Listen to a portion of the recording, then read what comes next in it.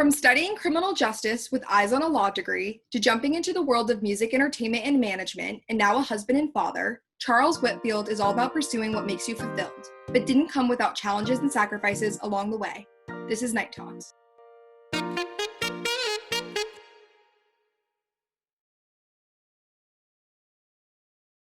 What was the darkest night in your career? The darkest night in my career. You know what? I would have to say the first time Jill Scott, who's an artist I worked with, she was actually up for 3 Grammy Awards. This must have been probably 2004. And we were up for three awards, 2 R&B awards as well as Best New Artist.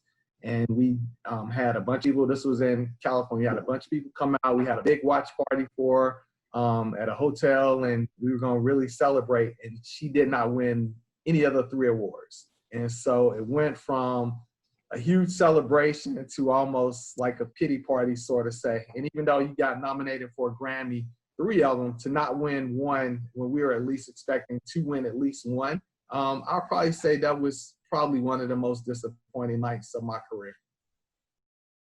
Knowing what you know now, what advice would you give yourself back then?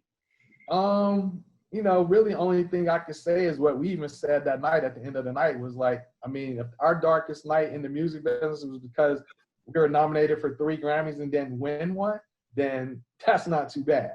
And what we did, it made us work harder. And from that night, Jill now has won, I'm talking about Jill Scott, she's now won, I think 3 or 4 Grammys.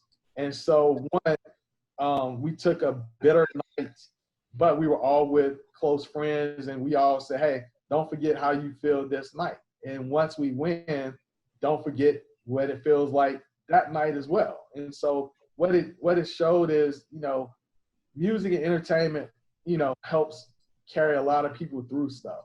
But at the end of the day, it's still entertainment. And to me, if we're like, hey, if this is the worst night, and that's just one that pops out, it could be something else.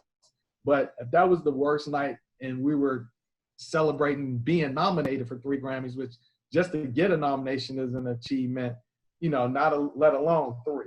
And so to this day, we looked at it as like, hey, don't forget this night, but let's remember the night when we win. And the night she did win, we had a celebration, and I remember all of us taking a toast saying, hey, remember how we felt that year when we lost.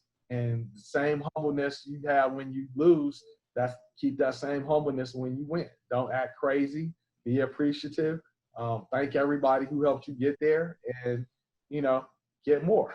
And that's what I'm trying to do in different forms of whatever I do in the business. And that's how I choose to lead my life.